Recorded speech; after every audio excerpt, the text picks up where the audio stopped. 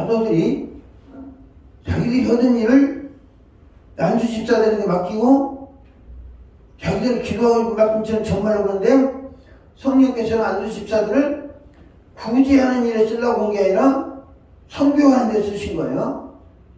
그러니까 사도들이 개념이 바뀐 거죠. 모든 성도들을 제자화시켜야 되겠다. 그래서 그렇게 훈련받았으니까 아나니아도 언제 어디서든지 주의 음성 듣고 주님의 말씀에 따라서 행동할 수 있는 준비가 돼 있었다는 거죠. 우리가 이게 기초적으로 잘 돼 있어야 됩니다. 그러면 어느 정도나 신앙생활을 해야 이 정도 됩니까? 강도사님. 한 20년 해야 되는 겁니까? 그럼 몇 년 전에 해야 돼? 모르겠어요?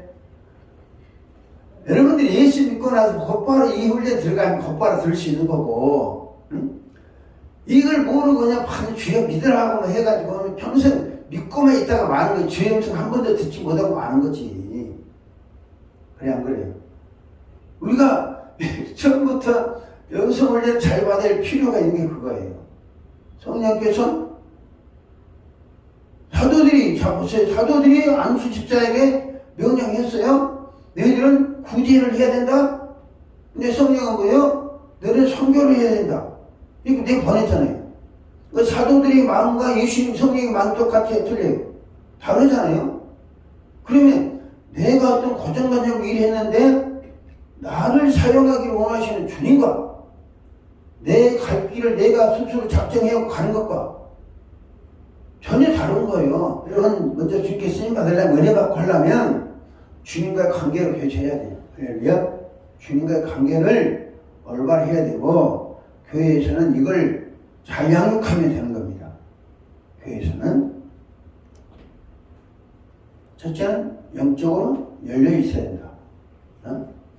가장 중요합니다. 이게 안 열려 있으면 엄청난 오랜 시간 걸립니다. 야곱이 20년 동안 눈붙일 겨를도 없이 살았어요. 근데 꼭 그렇게 눈붙일 겨를도 없이 살아야만 그거가 되냐. 20년 살았어도 눈붙일 겨를도 살았어도 빈손 뿐이었어요. 근데 성령의 음성을 듣고 환상을 보고 그대로 했더니 뭐 몇 년 된지 모르지 거부가 됐잖아요. 그럼 우리가 인생을 어떻게 효과적으로 사느냐는 하나님께 달려있는 게 아니라 또 환경에 있는 게 아니라 우리의 신앙이 열려있느냐. 그게 가장 중요한 거예요. 두 번째로 하나님께 쓰임 받으려면 어떤 일이든 내 선입관을 버려야 됩니다. 선입관. 무슨 말씀이냐면 예수님께서 뭐라고 말씀하시냐면 주께서 이르시되 11절에 일어나 집 가라오는 거리로 가서 5사람 유다의 집에서 5사람 사울이라는 사람을 찾으라. 그가 기도한 중이라. 이 명령하셨잖아요.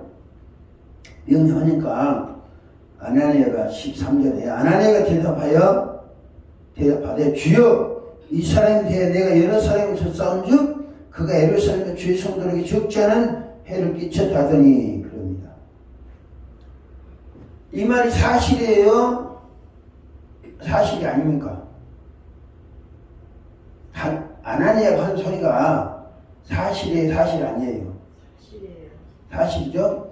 사실이기 때문에 아나니아는 5사람 사울에게 가서 기도해 주기 곤란하다 이 말이지. 그 말 아닙니까? 왜요? 자기 고정관념 선입관이 있기 때문에. 선입관을 뭘 말하냐면, 잘 보세요.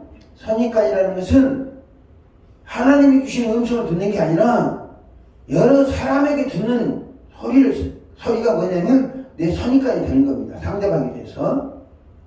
그러니까 사람이 듣는 것은 하나님에 대한 하나님의 뜻을 아는데 도움이 돼야 안 돼요? 안 돼요. 뭐냐, 욥의 하인들이 하늘에서 불이 내려서 하나님의 욥의 재물을 태웠다고 했어요. 그러면 그것이 하나님의 하늘에 내려 하나님의 불이냐 사탄의 불이냐 이거 구분을 해야 되는 겁니다. 근데 구분 안 하고 욥은 종의 말을 사실로 믿은 거예요. 그러니까 하나님에 대한 신앙이 올바른 신앙이 돼야 안 돼요? 안 되죠? 오늘 이 말씀도 보면 아나니아가 여러 사람이 듣사한즉 그가 예루살렘에서 많은 해를 끼쳤다고 그럽니다. 이건 사실이잖아요. 사실인데 사실이기 때문에 하나님 가겠다는 거예요, 안 가겠다는 거죠? 사울이 가겠다는 거예요, 안 가겠다는 거예요? 안 가겠다는 거죠. 신학을 하면서는 내가 얼마나 골치 아픈지 신학을 하면서 많은 신학 교수들에다가 또 책자에다가 이 복원하니까 고정관념이 생기잖아요. 하나님 뜻에 대한 하나님과 관련된 사건에 대해서 성경을 어떻게 주석했는지 보고 또 사람들이 어떻게 설교했으며 사람이 뭘 가르치는지 보니까 그것이 전부 다 내 신앙이 되는 거예요. 근데 하나님의 관점에서 신앙이 고착되는 게 아니라 사람들의 의식에 의해서 내 신앙이 고착이 되는 거예요. 그리고 그것이 교리에 되고 내 사상이 되니까 하나님의 뜻하고는 굉장히 거리가 먼 거예요. 우리가 무슨 말씀이냐면 하나님 일을 하려면 사람에게 들은 고정관념을 버려야 됩니다. 할렐루야. 심지어는 나에 대한 평가까지도 사람들이 나를 어떻게 평가했는가 거기서 너무 신경 쓰면요 노래지면 돼요. 나에 대한 평가가 목사가 잘하느니 못하느니 그리고 결과는 누가 중요해요? 하나님이 나를 어떻게 평가하는가 이게 중요한 거예요. 그래 안 그래요? 자, 아나니아는 내가 예루살렘에 들어온즉 그가 예루살렘에서 주의 성도들에게 적지 않은 해를 끼쳤다 하더이다. 이게 사실이잖아요. 하더니 11절 보면 14절 보면 여기서도 주의 이름을 부르는 모든 사람을 결박할 권한을 대제사장에게 받았나이다. 지금 이거는 사실이고 자기들의 당면된 문제잖아요. 네? 그래 안 그래요? 당면된 문제지만 바로 직전까지는 뭐예요? 직전까지는 그 사실이지만 그 뒤로 주님 다메섹 주님 만나셨잖아요. 아니 다메섹에서 사울을 만나줘가지고 변화시켜 놨잖아요. 우리는 변화시켜 놓은 것이 주님을 발견할 수 있어야 돼요. 할렐루야. 변화시켜 놓은 주님. 왜 그를 변화시켜 놨느냐? 왜 시켜 놨다고 그러죠? 15절에 주께서 이르시되 가라 이 사람은 내 이름을 이방인과 임금들과 이스라엘 자손들에게 전하게 택한 나의 그릇이다. 자, 그전에는 뭐예요? 박해자였습니다. 그리고 지금도 박해자가 옵니다. 근데 그 박해자가 뭐예요? 주님의 이름을 전하기 위해서 택한 그릇이라는 거예요. 할렐루야. 이게 이해가 돼야 안 돼요, 여러분. 안 되죠, 그쵸? 왜 안 되냐? 하나님은 선하신 하나님은 항상 선한 사람만 들었을 것이다 생각하니까 그런 거예요. 하나님은 인생 막대기와 인생 채찍, 사람 채찍으로 사람 징계하십니다. 하나님은 사람을 통해서 악한 자도 징계하시고 일꾼도 변화시키시는 거예요. 할렐루야. 사람을 통해서 사람 징계하시다니 징계하기도 하시고 그걸 훈련시키기도 하시고 그런 거예요. 근데 우리는 하나님은 항상 선한 사람만 통해서 일하실 것이다. 유대가 바벨론에 멸망할 것이다 그러니까 믿지 않은 이유가 뭔지 아세요? 믿지 않은 이유가 받아들이지 않는 이유가 뭐냐면 선하신 하나님이 저 악한 바벨론을 들었을 리가 없다. 악한 바벨론을 들어서 우리를 징계하실 이유가 없다. 그 생각이 꽉 차 있는 거예요. 근데 하나님은 뭐예요? 그가 아니면 징계가 안 되는 거예요. 그가 아니면. 징계 안 되면 뭐예요? 이 사람은 제약을 끊을 수 있어요, 없어요? 제약을 끊을 수 없는 것이죠. 우리나라 역사를 생각하면 이조 고종황제 시대에 대한조선이 일본의 식민지가 됐잖아요. 그러면 대한민국을 변화시키기 위해서는 일본으로 통해 식민지 시키지 않으면 안 돼요. 왜 안 될까요? 대한민국 복음화 시켜야 되는데 이 2조 500년 시대 가지고는 복음화가 어려운 거예요. 안 되는 거예요. 왜냐하면 2조 500년 동안에 2조 왕조가 뭡니까? 국민들을 노예로 삼는 거예요. 전부 다 하대부들 제외하고는 노예로 삼고 종 삼고 가난맹이로 만들어버린 거예요. 그러니까 그것을 끊기 위해서는 뭐요? 2조 500년 역사를 끊어야 되는 거예요. 그리고 4대부의 고정관념을 바꾸기 위해서는 그 사람들에게 그냥 징계하고 가진 걸 탈취해서 모든 권한을 박탈하고 이 과정이 있었기 때문에 복음화가 된 겁니다.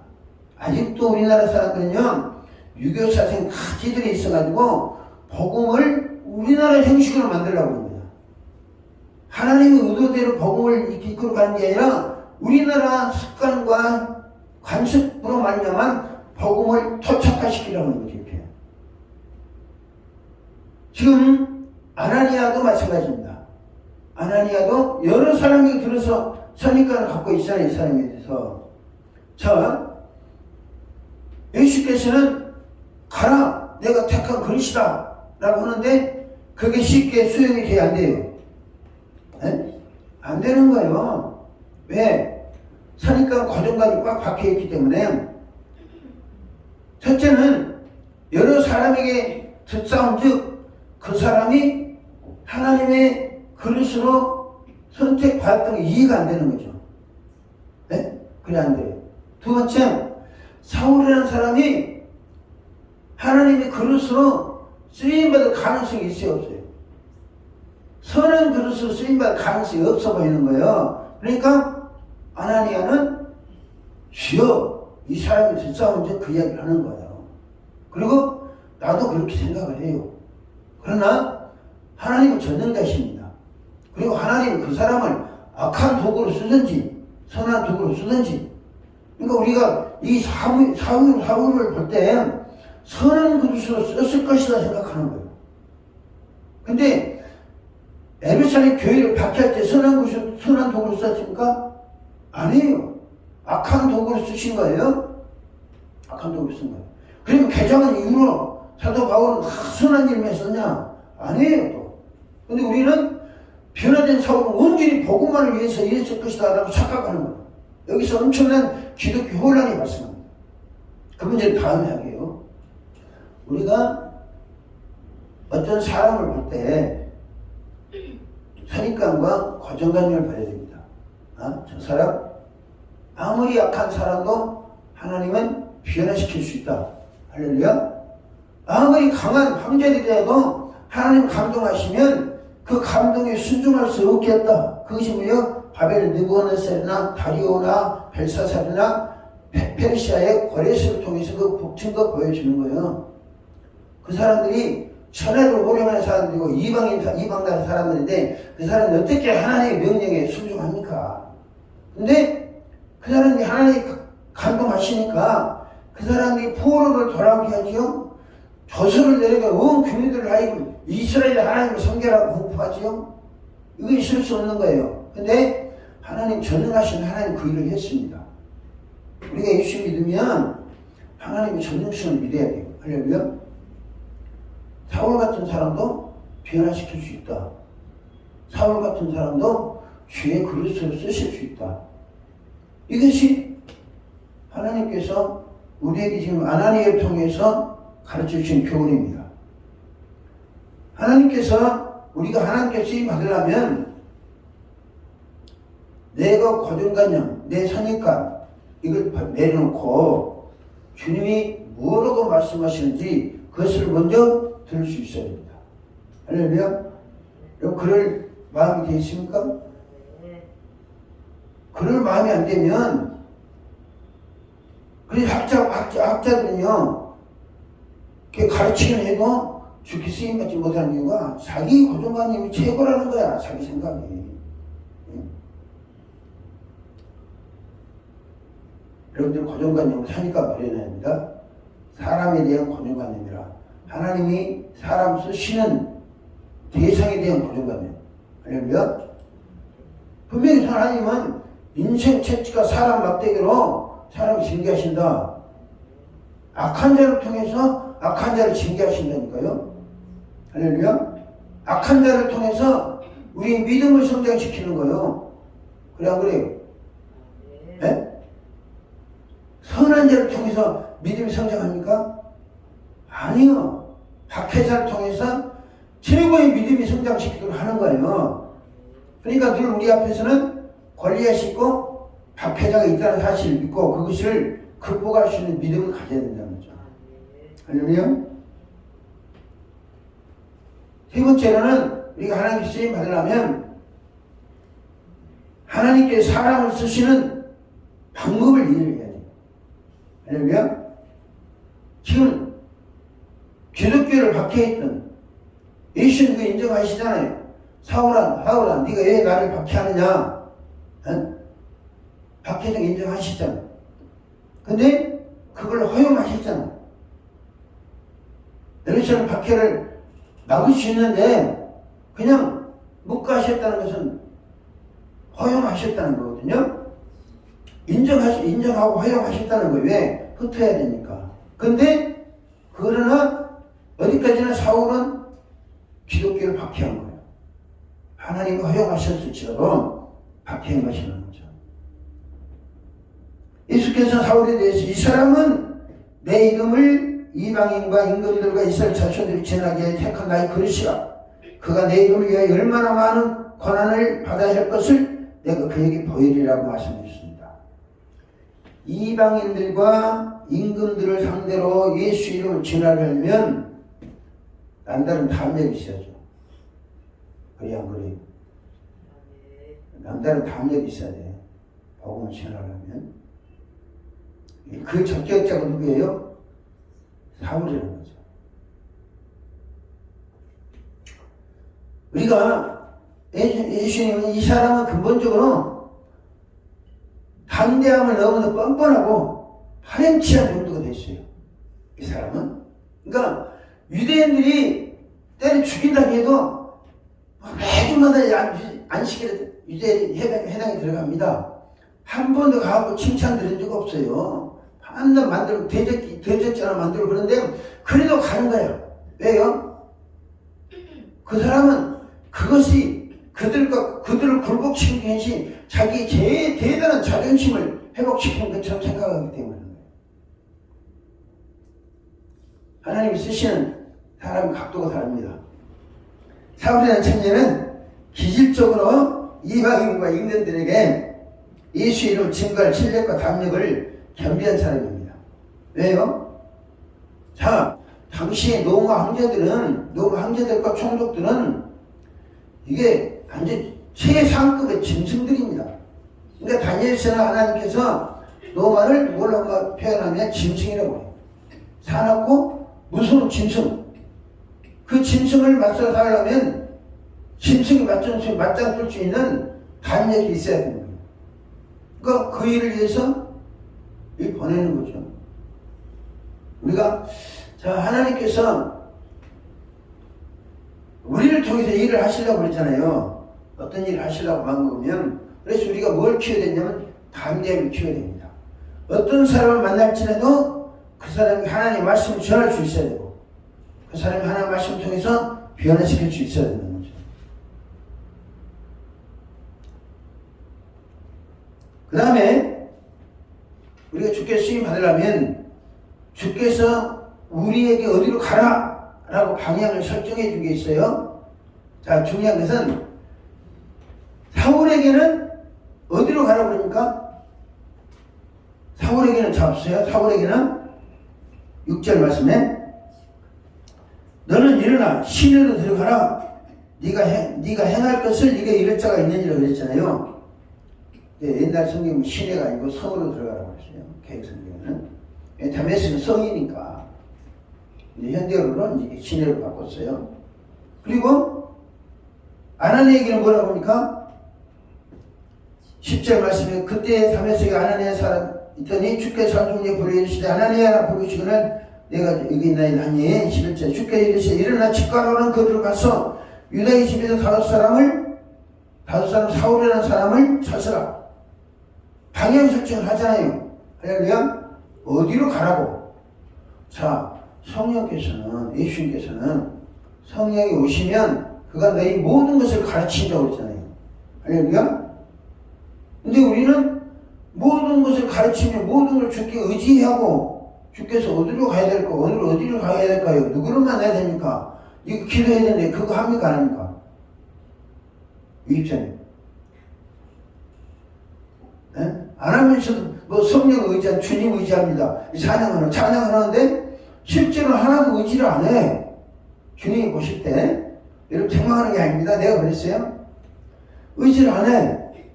그리고 지 멋대로 살아. 주님 뜻대로 산다는 거야. 말로는. 근데 실제로 뭐예요? 지 멋대로 행동하는 거야. 주님 뜻대로가 아니라 지 멋대로 행동하고 가는 거예요. 내가 94년 됐더니 목사한테 돼가지고 주님 오늘 어디로 갈까요? 누구를 만나게 하시려니까? 이 기도합니다. 그럼 성령님께 알려주세요. 뭐 전화를 온다든지 뭐 생각나게 하시네. 그러면 그 사람 전화하면 건수가 걸립니다. 내가 받은 은혜를 활용할 수 있는 건수가 걸려. 그러면 가서 일을 해. 우리가 찬양할 때도 주님 무슨 찬양을 받고 싶으십니까? 한번 물어보세요. 찬양할 때 주님 오늘 낮에는 무슨 찬양을 받고 싶으십니까? 찬양은 주께 드리는 거잖아요. 주께 드리는 건데 지들 주워가서 지들 찬양만 하면 주님과 관련이 있어 없어요? 관련이 있겠지만 우리 찬양이 신화가 되질 않아요. 주님 무슨 찬양을 받고 싶어 하십니까? 그 왕이신 나의 하나님 그거 해라. 내가 왕이니까 받으란다. 그 찬양하는 것과 무조건 아무 그런 감동도 없이 찬양하는 것과 똑같을까요? 달라요. 결과가 영향이 다르고 우리가 예수께서 말씀하신 너희의 모든 걸 가르쳐 주시고 모든 걸 생각나게 하시고 장래일도 알려주신다고 그랬잖아요. 이 제자들은 그 훈련이 되어 있는 거예요. 가라. 어디로 가라? 사울에게도 거기 가라 그러고 아나니에게도 어디로 가라. 그러면 이런 사람이 있을 것이다. 구체에 가르쳐 주시잖아요. 그러면 우리가 이것을 교훈 삼아서 신앙생활을 할 수 있어야 되는 거죠. 할렐루야? 어떤 사람 보내시면 사람 보내주셔서 주님 저 사람 왜 보내셨습니까? 여러분 물어보니까 물어봐요? 오늘 주님 저 사람 만나서 무슨 말씀 전할까요? 물어봅니까? 이 습관이 돼 있어야 됩니다. 할렐루야? 그거 하면 안 됩니까? 그거 할 수 있어야 돼요. 주님 사람 만나면 주님 저 사람에게 무슨 말씀 전할까요? 왜 그 시에 말씀 주신 분은 성령이 그러셨으니까 일거리 주신 분 성령이시고 이게 습관화되어야 됩니다. 주님께서 결정해 주신 방향으로 할렐루야 가서 무슨 일을 해라. 아나니에게는 구체적으로 설명하셨잖아요. 그럼 우리에게는 안 할까요? 우리 해야 안 해요? 하시는데 우리가 그것이 습관 안 되니까 받지를 못하는 거예요. 받지를 못하는 거예요. 자 보세요. 아나니아는 지금 예수 믿은 지 몇 년 됐어요? 이때가 길면 33년이 34년경이에요. 어? 예수님이 승천하신 30년 돌아가시고 부활 승천하시고 50년 임하셨잖아요. 그러면 성령 체험한 게 3년 됐어요. 3년 정도 됐다고. 예수 믿고 성령 체험한 지가. 성령 체험한 지 3년 됐으면 3년 된 아내니하고 우리하고 비교하면 해보자고. 여러분 예수 믿은 지 몇 년 됐어요? 유아 때부터 믿은 사람도 있잖아요. 근데 이게 훈련이 안 됐으니까 영성이 훈련이 안 됐으니까 쉬운 방법, 효과적인 방법을 놔두고 엉뚱하게 헤매는 거예요. 이게. 성령께서 이걸 이해할 때까지 기다리시기 바랍니다. 할렐루야. 내 임의로 잘못해서 선교사님들 나가신 분도 자기 임의로 결정해서 하는 거예요. 하다 보면 안 돼. 이거야 성령의 주께 쓰임 받으려면 방향 설정해 주는 가면 됩니다. 할렐루야. 강도사님도 자기 좋은 대로 딱 피 꽂아놓고 거기다 여기 주세요 할 게 아니라 성령이 나를 어떻게 쓰시고 어디로 인도하시려니까. 하나님 교회는 이제 여기서 성령의 샘물을 파야 되고, 할렐루야.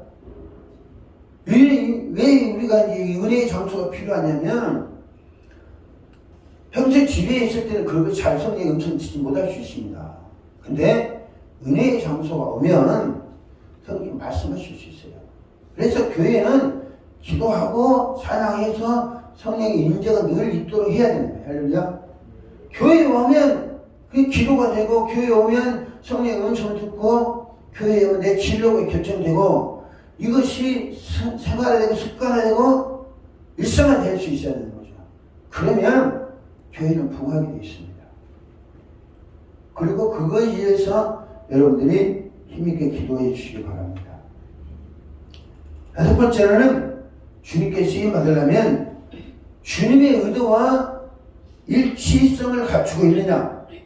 자, 보세요.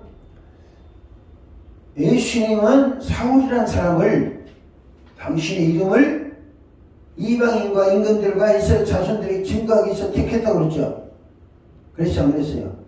근데 사울은 주님이 의도하는 바와 같이 지금 왔습니까? 아닙니까? 오히려 박해를 하고 왔잖아요. 박해로 갔어요. 그러니까 이 고난이 당한 거죠. 다메섹에서 변화된 과정에 고난을 당합니다. 또 아나니아도 마찬가지입니다. 아나니아도 다메섹으로 저기 다섯 사람 거기 찾아가서 사울을 만나라. 그러니까 아멘 믿습니다. 그럼 되는데 내가 싸움 쭉 하면서 이제 장황하게 설명을 늘어놓는 거예요.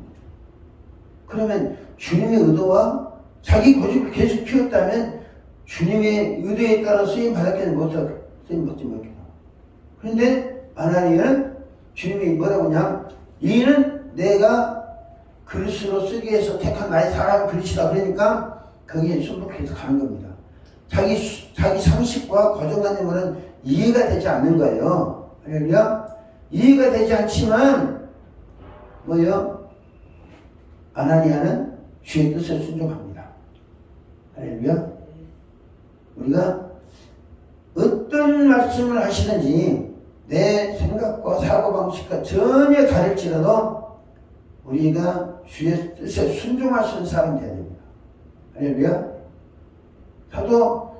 사도들이 박해를 받을 때 뭐라고 하냐면, 우리가 하나님보다 사람 말 듣는 것이 옳으냐 알아면서 하나님께 순종하는 자에게 주시는 성령도 그러하시니라고 합니다. 성령도 순종하는 자를 통해 역사하신다는 거예요. 그러면 아나니아는 자기 생각과 고정관념은 전혀 달랐지만 주님이 그렇게 하시겠다고 그러니까 주께서 가라, 이 사람은 내 이름을 위하여 이방인과 임금들과 이스라엘 자손들이 전하게 택한 나의 그릇이라. 그가 내 이름을 위하여 얼마나 고난을 받아야 할 것을 내가 그에게 보이리라 하시니, 아나니아가 떠나 그 집에 들어가서 그에게 안수하여 이르되, 형제 사울아, 주 곧 네가 오는 길에서 나타나셨던 예수께서 나를 보내어 너로 다시 보게 하시고 성령이 충만하게 하신다니, 즉시 사울의 눈에서 비늘 같은 것이 벗어져 다시 보게 된지라. 자, 보세요. 아나니아는 전폭적으로 주님 말씀에 순종합니다. 할렐루야. 사울을 만나서 뭐라고 그러죠? 형제 사울이라고 그러니까. 그러면 아나니아와 사울이 형제입니까? 형제예요? 피부친입니까? 아멘. 그럼에도 불구하고 왜요? 예수 안에서 한 가지 목적을 가지고 구원받은 사람이다 라는 뜻으로 형제 사울아 말합니다. 우리 고정관념 버렸다면 안 버렸다는 거예요. 사울이 선입관이나 고정관념은 다 버렸다는 아나니아가. 그러니까 하나님께서 그러신 인격이 신앙 인격이 되기 때문에 아나니아를 쓰신 거예요. 예루살렘에서는 이게 적용이 안 됩니다. 예루살렘에서는. 근데 다메섹에서는 아나니아라는 사람이 그런 상황이 됐기 때문에 하나님은 그를 쓰신 거예요. 사도행전 22장 12절을 봅니다. 율법에 따라 경건한 사람으로 거기 사는 모든 유대인들에게 칭찬을 듣는 아나니아는 이가 내게 와 이같이 곁에 서서 말하되 형제 사울아 다시 보라 하고는 즉시 그를 쳐다보느니라. 그가 또 내게 또 이르되 우리 조상들이 하나님이 너를 택하여 너로 하여금 자기 뜻을 알게 하시며 그 의인을 보게 하시고 그 입에서 나오는 음성을 듣게 하셨으니 내가 그를 위하여 모든 사람 앞에서 네가 보고 들은 것에 대해 증인이 되리라. 이제는 왜 주저하느니 일어나 주의 이름을 불러 세례를 받고 내 죄를 씻으라더라. 라고 아나니아가 자기에게 했던 이야기를 말합니다. 그러면 사도행전 9장에서 예수님께서 아나니아에게 했던 말과 지금 사도 바울이 지금 유대인들이 붙잡혀가 재판을 받으면서 했던 말이 일치합니까? 일치하냐고 여러분 잘 살펴보시기 바랍니다. 이게 무슨 말씀이냐면 하나님 예수님께서 아나니아에게 주실 때는 내 이름을 위해서 이방인들과 임금들과 이스라엘 자손들에게 내 이름을 증거하기 위해서 택한 나의 그릇이라고 그랬어요. 근데 사도 바울은 이렇게 변명을 하면서 재판하면서 그 이야기 쏙 뺍니다. 왜? 쏙 빼고 엉뚱한 소리를 하는 거예요. 14절 그가 이르되 우리 조상들이 하나님이 너를 택하여 너로 하여금 자기 뜻을 알게 하시며 하나님이 불렀습니까? 예수님이 불렀습니까? 조상들이 하나님이 부른 거예요? 예수께서 사울을 부른 거예요? 다메섹에서. 그러면 이제 사도 바울은 다메섹에 자기를 만난 분이 조상들이 하나님이었습니까? 나사렛 예수였습니까? 나사렛 예수였어요. 그리고 그에게 아나니아를 통해 주신 말씀은 너는 이스라엘과 임금들과 이방인들에게 주의 이름을 증거해야 될 것이 사명이다 알려주셨잖아요. 근데 사울은 그 이야기가 없어요. 안 합니다. 그러면 아나니아가 제대로 전달하지 못했거나 아니면 사울이 예수님께서 말씀하신 의도와 다른 방향에서 지금 생활하다가 잡혀가지고 재판을 받게 됐다는 거죠. 너무 복잡하고 이게 많은 설명이 필요하기 때문에 생각합니다. 중요한 것은 우리가 주께서 우리를 부르신 소명감. 할렐루야. 내가 부sen시 목사 너를 위해서 내가 무슨 일을 하기를 원한다. 우리 문선지 목사님 너를 위해서 내가 무슨 일을 하기를 원한다. 이거 분명하게 이것을 뭐라고 하냐면 소명감이라고 소명감. 그리고 그것을 행할 때 그것이 사명감이 되는 거예요. 할렐루야. 우리에게 막연하게 주인공을 맡기시는 게 아니에요. 막연하게 맡기시는 게 아니라 확실하게 일을 맡기십니다. 자, 베드로에게는 뭐라고 그랬어요? 너로 사람을 낚는 여보가 되게 하라고 했어요. 요한에게는 뭐예요? 그물을 깃는 요한을 불렀어요. 그물을 깃는. 베드로에게는 그물을 던지는 베드로를 부르셨고 사도 요한은 그물을 깃는. 그러면 어부들이 고기 잡이가 나서 그물 터지잖아요. 그걸 깃는 요한을 사도로 부르신 거예요. 그러니까 베드로는 앞에서 복음 전파하고 요한은 뒤에서 그물을 꿰매야 되는 거예요. 거기가 빠져나가지 못하도록. 그것이 뭐예요? 요한복음과 요한 1, 3, 4와 요한 계시록이에요. 그물 꿰는 작업을 한 게. 그럼 사도 바울은 뭐예요? 이방인들에게 복음을 전가하기 위해서 택한 하나님 그릇이라는 거예요. 예수 그릇이라는 거예요. 근데 바울의 행적을 보면 그렇게 행동하지 않고 한낱 안식일마다 유대인의 해방에 들어서 성경을 가르치면서 논쟁을 일으킨 거예요. 그러면 주님이 부르시고 선택하신 그 범주 안에서 활동했다는 거예요? 아니었다는 거예요? 그러니까 23절 같은 이 이야기가 나오는 거예요. 남의 이야기가 아니고 여기 기도하는 목사님도 마찬가지고 우리도 마찬가지고 주님이 나를 통해서 무슨 일을 하고 싶어 하신 건지 할렐루야. 그걸 물어보시기 바랍니다. 그리고 하나님 내 자녀를 위해서는 무슨 일을 하시랍니까? 구체적으로 물어보세요. 물어보면 안 됩니까? 응답 안 하실까요? 그냥 여러분 자녀들이 아무 음식 쏙쏙 나왔습니까?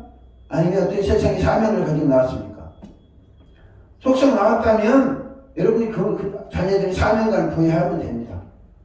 하나님, 내 아들은 하나님의 그릇으로 쓰임받기 원합니다.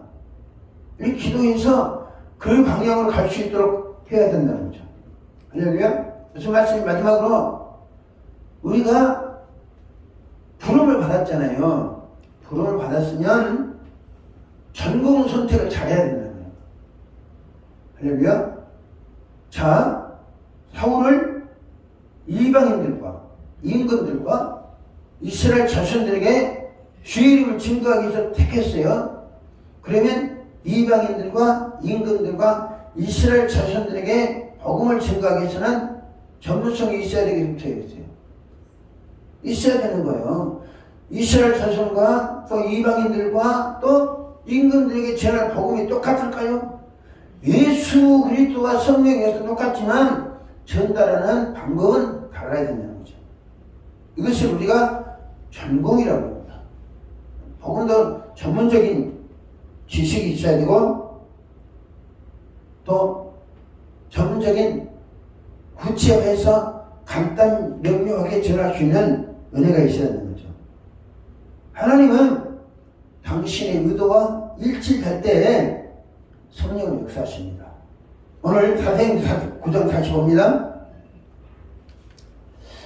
사도행전 9장 17절 보면 아나니아가 떠나 그 집에 들어가서 안수하 이르되 형제 사울아 주 곧 네가 오는 길에서 나타나시 예수께서 나를 보내도록 다시 보게 하시고 성령으로 충만하게 하신다니 즉시 사울의 눈에서 비늘 같은 것이 벗어져 다시 보게 된지라. 일어나 세례를 받고 음식을 먹으며 강건해지니라. 해보세요.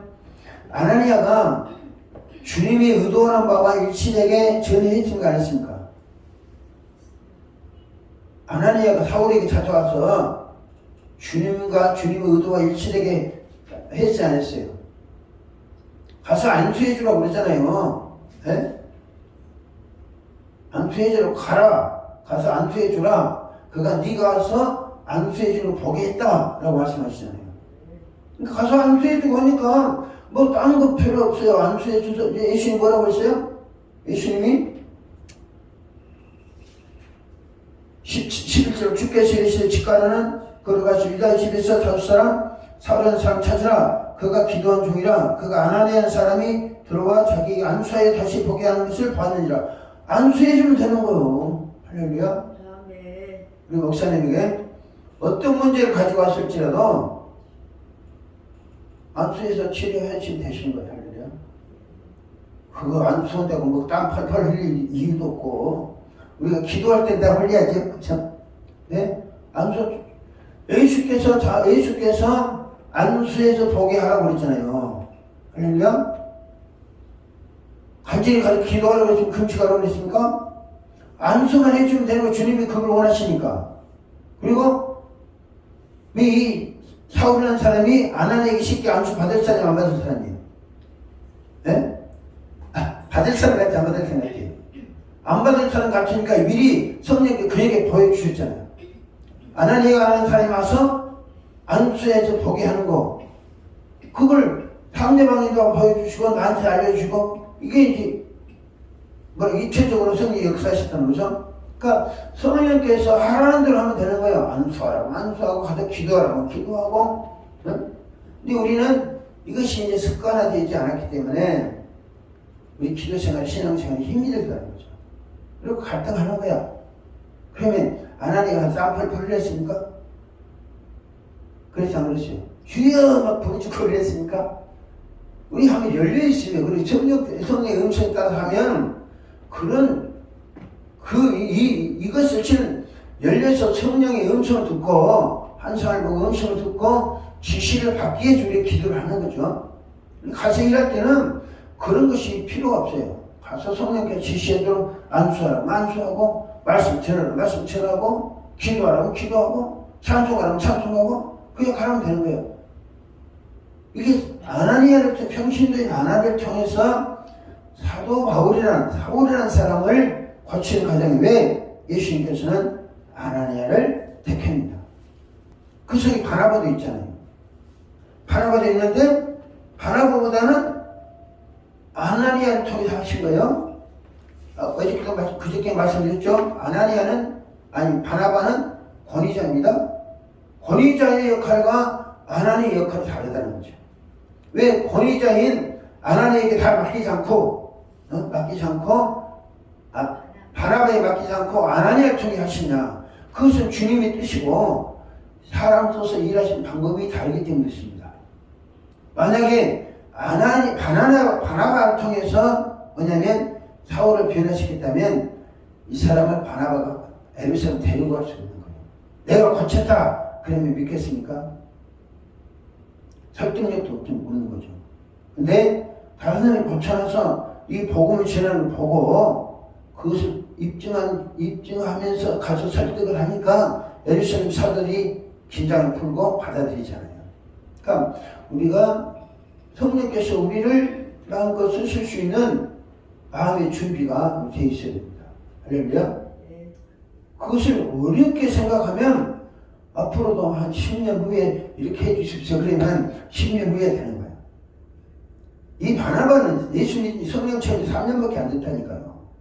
길면 3년. 예루살렘에 가서 오순절로부터 은혜 받았다 3년. 아니면 언제 될지 모르지만 그렇게 오랜 시간이 아니고 우리처럼 오랜 되지 아니라니까요. 저는 이걸 몰라가지고 엄청난 오랜 시간이 걸린 거예요. 그러면 어떤 사람이 사울 같은 사람 올지라도 하나님께서 알려주시고, 할렐루야, 주님이 알려주신 대로 우리가 순종하면서 행동하면 하나님께 역사를 주십니다. 그리고 우리가 그 일을 하면 하나님 우리 주가를 높이시고 우리 또 다른 일을 맡기시고, 이것이 교회가 하는 목사가 할 일이고 교회가 하는 일 아니겠어요? 중요한 것은 성령께서 교회에서 아나니에게 했던 이런 일들이 교회에서 일어나도록. 왜? 세상에 범죄한 사람들은 성령의 음성을 듣는 게 쉽지는 않습니다. 이제 교회에 오면 성령께서 음성 주시고, 할렐루야, 목사님 안수기도 받고 나면 형태가 달라지고 성령이 음성 주시고 말씀하시고 방향 제시하시고 하는 그런 일이 있도록 하실 수 있습니다.